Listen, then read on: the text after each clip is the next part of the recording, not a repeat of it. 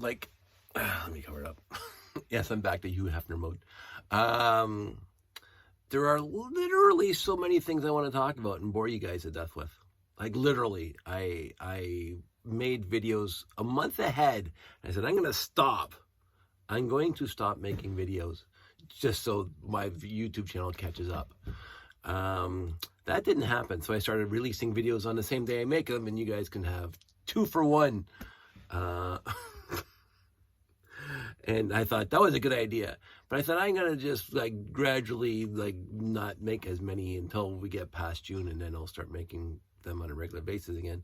And I just keep on finding things to talk about that I find interesting, and nobody else has to. Nobody else has to find this interesting, but I do. and out of all the things I could have talked about today, like there's 10 things. I'm not going to go into all 10. But I could have talked about my garage. I tore apart the wall that separates the garage from the kitchen, and it was disgusting. But I don't have time. I don't want to go for another hour. So I'm not going to talk about that. I got a package today in the mail from a very good and dear friend that I was going to do a live presentation on, but I was busy tearing apart the garage and getting ready to go to the dump tomorrow morning. So that's not going to happen. And so I spent a few minutes updating that thing. And you might remember from antiquity, my old interface that, did the job-ish. But I wanted it touchless, and I wanted something that's going to work 100% of the time.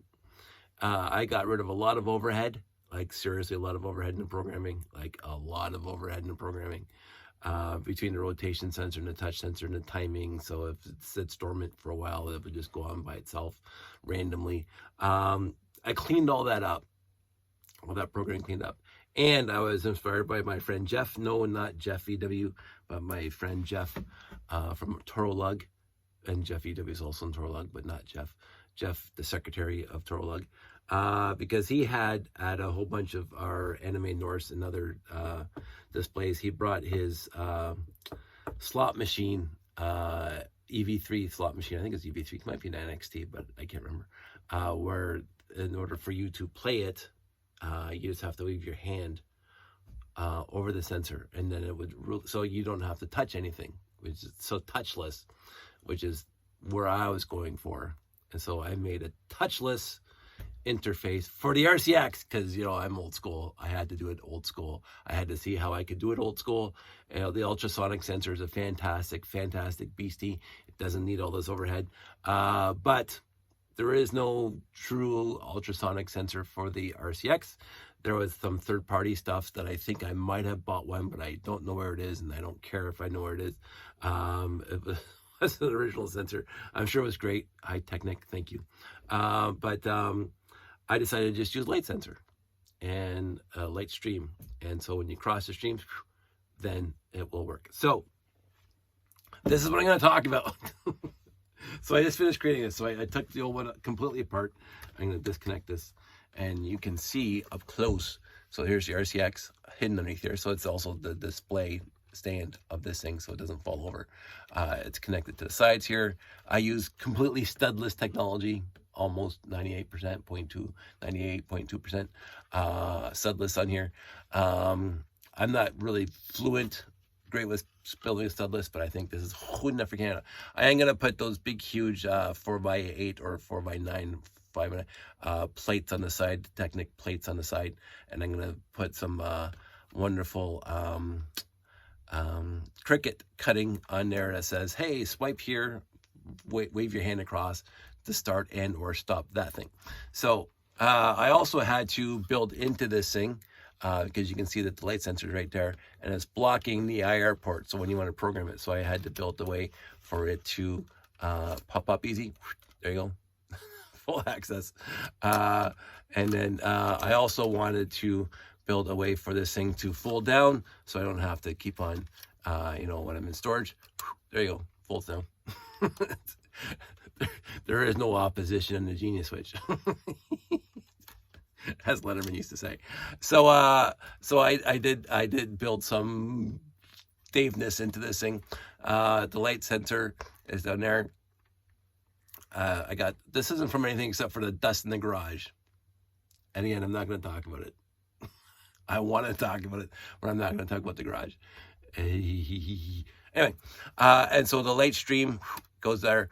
And then when you wave your hand over it, beep, beep.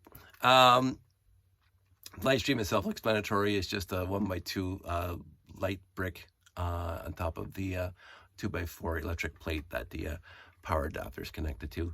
That goes to slot 2. The motor's on slot 1 or A. Lights on B, motor's on A. And then the light sensor's on 2. And the light sensor is set to raw because I like as much bandwidth as I possibly can. And what I did was basically I said, pull the sensor number 2, store the variable, store the value in a variable, wait 1/10 of a second, and if the variable, if the light sensor is greater than the variable plus 50, then somebody wave their hand for it, because normally this thing sits at 400, the light sensor sits at 400 raw, and when you wave your hand over it goes up to 510, so there's a fluctuation of like 110 points in there. And so I picked 50 I could have picked 100, but I picked 50, just, you know, whatever. So every time you wave your hand through it, it beeps, and we can see that. I mean, I haven't even connected to that guy yet. But we'll go on, beep, beep, beep, and I'm going to plug them in because I hate waste my batteries, and plug in, and I'm going to hit run, and you can hear the motor est running. I'm going to put the motor up here, and sorry, so you can see it, and I go beep, beep, beep, beep, beep, beep. Now there's a time delay. I didn't make it fast.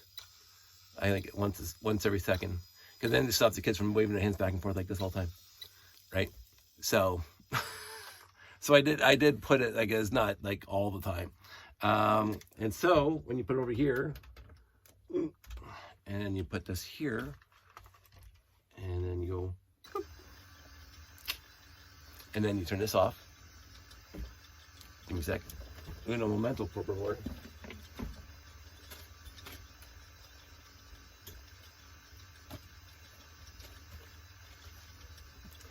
Also, I wanted to mention, and this is what I will talk about in this thing.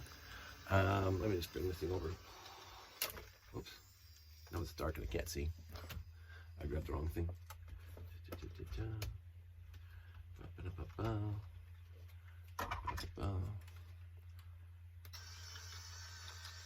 Turn off the light again.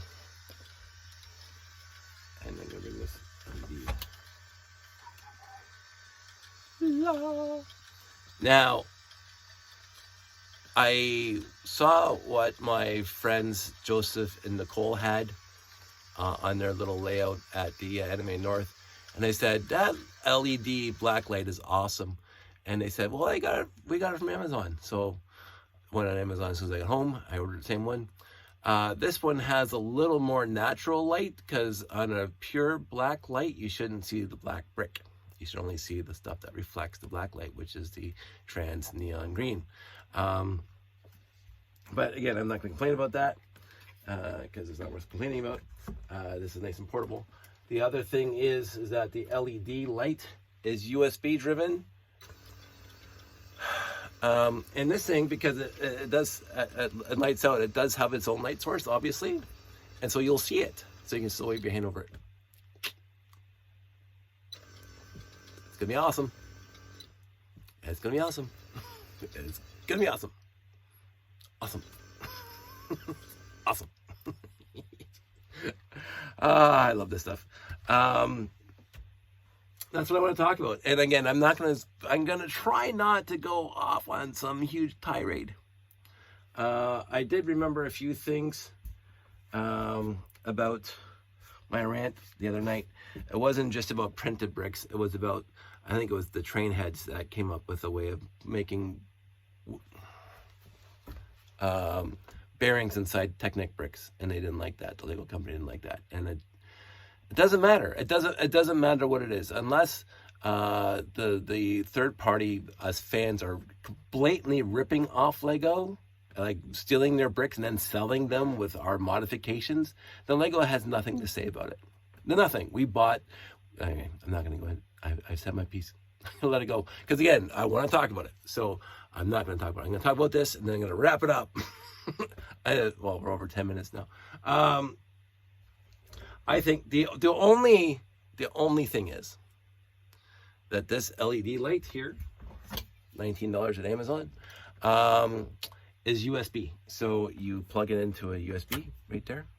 I was hoping to find, and you can't find it anywhere basically, was a 9-volt to USB adapter. There's USB to 9-volt adapters, but 9-volt to USB adapter, because then I would have the RCX power the light. And I know the USBs run on 5 volts, from my understanding. And so I don't want to clip this end here and just plug it into an RCX, because then 9 volts is going to this thing, and I'm not sure if it's going to blow it. So I was hoping to find a 9-volt to USB adapter, or a 9-volt to 5-volt adapter, and they don't exist really. So it is what it is. I'm going to have a USB nearby, USB plug, or just a power plug, and just, because I have to have a power plug for the RCX anyway.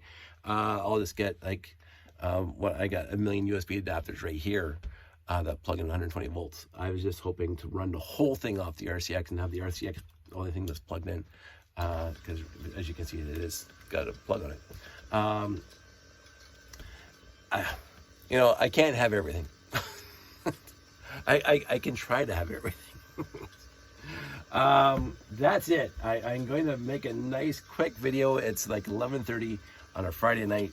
I had a very busy day today between work and the garage, and tweaking this a little tiny bit.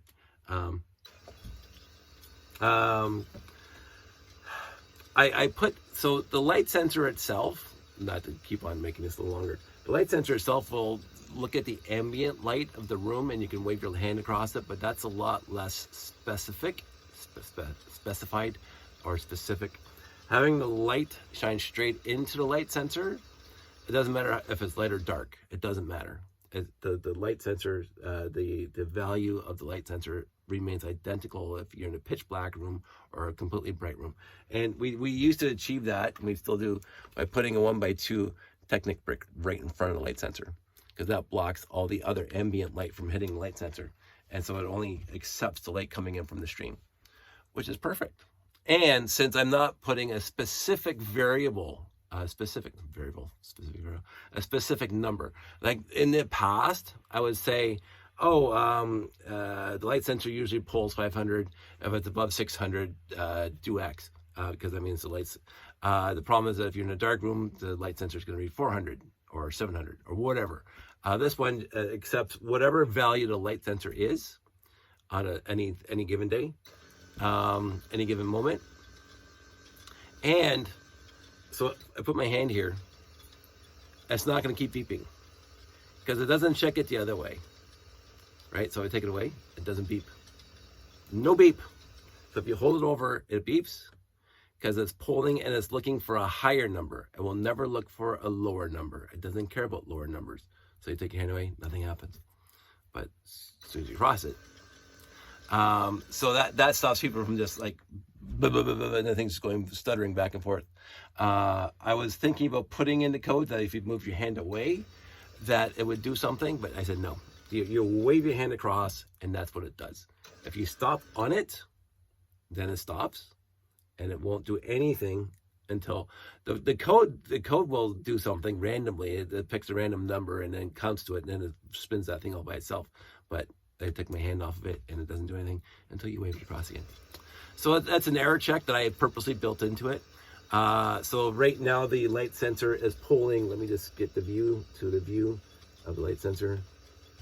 403, 404, and if I put my hand over it, it's 528. So that's a range of like 115, which is a fantastic range for a light sensor. So it knows when you put your hand over it, because it's not. Sometimes it was like 410, and when you put your hand over it, it's like 450 30, and that's a plus or minus of 20. Right? So you don't want that. You want a nice wide range. So I picked 50. So basically, every tenth of a second, it pulls the light sensor, and it stores it as a variable called light sensor value. And then so it's right now 4, the light sensor value. And then the if statement says if this light sensor is pulling higher than that saved number plus the differential, for me is 50. So it has to be greater than, right now it's 402. It has to be greater than 452. And then it'll do the spinning. Then it'll be. So if the light sensor goes above 452, that's when it's going to do something. So right now it's 450. Right now it's 527, 528. It's not going to get higher than that because basically I'm blocking out all the light now. And so when I take my hand away, it's not going to do anything because it went back down to 400. It's not looking for a negative. What's 50 below 500? It's not going to do that. I didn't want it to. I didn't want people just holding their hand over it. And go beep, beep, beep, beep, and it's going back and forth and jiggy, jaggy, jiggy. Right now I can do this. Now I have to figure out the timing. So like a pendulum. I'm sure it's not good for the motor. But if you do it fast. So it's about every second you can do it. Maybe one, I don't think it's a tenth of a second, maybe it's half a second. You can do it every half a second. 1, 2, that's over. This is 1, 2, 3, 4. That's every second. Yeah, so I think I got it down to half a second. That's pulling. But it is 99.9% flawless. Against the RCX. And this is with the new firmware, by the way. If you're doing this in the original firmware, it wouldn't work nearly as well because I remember the original firmware that the polling, especially with the variables of the light sensors and stuff like that, it didn't pull it all the time, and so it would miss like at 500. It would miss it, and it was very frustrating when I was building robots back then. And that's when I discovered a new RCX version 5, not version 6, because that's way too fast for me. That's for my buddy Ian. But version 5, you can get down to 100th of a second instead of just 10th of a second, and it pulls cleanly all the sensors after you define them. It pulls them all the time, so it never misses. It never misses a pull ever. Because my hand just flew across that, right? Like my hand's not hovering over that for like a second. It just goes right across. Okay, I missed that one. 99.5. And so like it does pull it, and then anyway, if you're interested in the code, it's pretty simplistic. It does have 3 tasks. One is just a hand waving to set the semaphores. When and then to change the direction, I have the actual spinning is not even a well true. It just gets pulled every time you do that, or when the timer kicks in, it runs that program, and that one flips it. So if it's going one way 1 second, it's going the next way next second. I have to look at where I'm waving my hand. Because I wanted it to go in opposite directions every time you do this, or every time it kicks in all by itself. What's the randomness. I also set it to spin longer, but also have a wider or a longer distance in between. Because at the show at Anime North, people were just getting their camera ready to take the picture, and it would just stop. Right, so they got it working, spinning, and then so that was about 30 seconds, I think, 24 seconds. I think I said 240. Let's go. Come on. 1.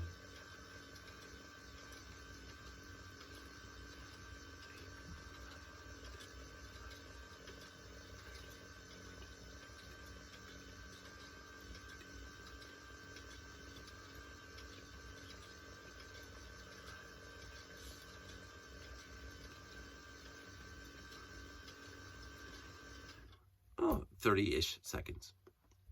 I think the pause in between is longer. I can't remember now. I don't want the motor to wear itself out. I don't want it running all the time. This thing is perfect. Again, after I put my little plaques on the side that says wave your hand across. I don't want it to run all the time. I want the motor to save itself. I do want to connect this thing to something, because this thing has, has a little clippy on it. It doesn't have its own stand. So I might make a stand. I don't think I have this thing plugged in yet.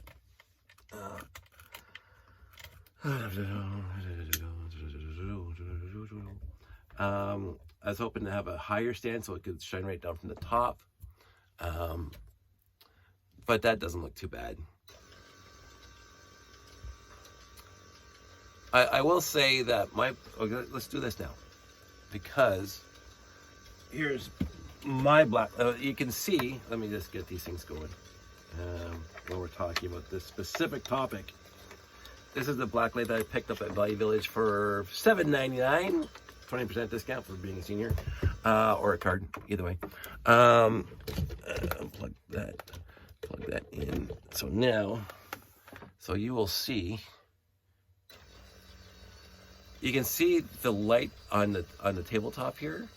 I can see all the way around, right? It's kind of looks wavy. It's not too bad. I'm gonna turn this guy on. I have to find the power switch in the dark. I'm gonna turn this guy off. Power switch is, come on, where is it?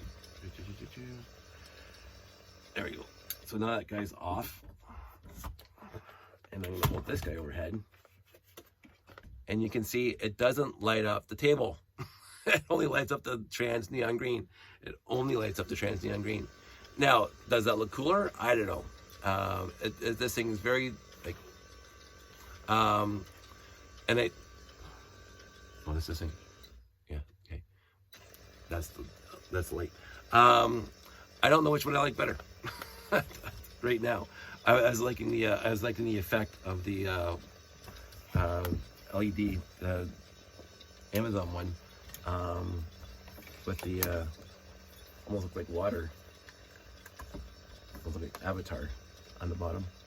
So I might keep that. I don't know. I will bring both at the show and see which one people likes better.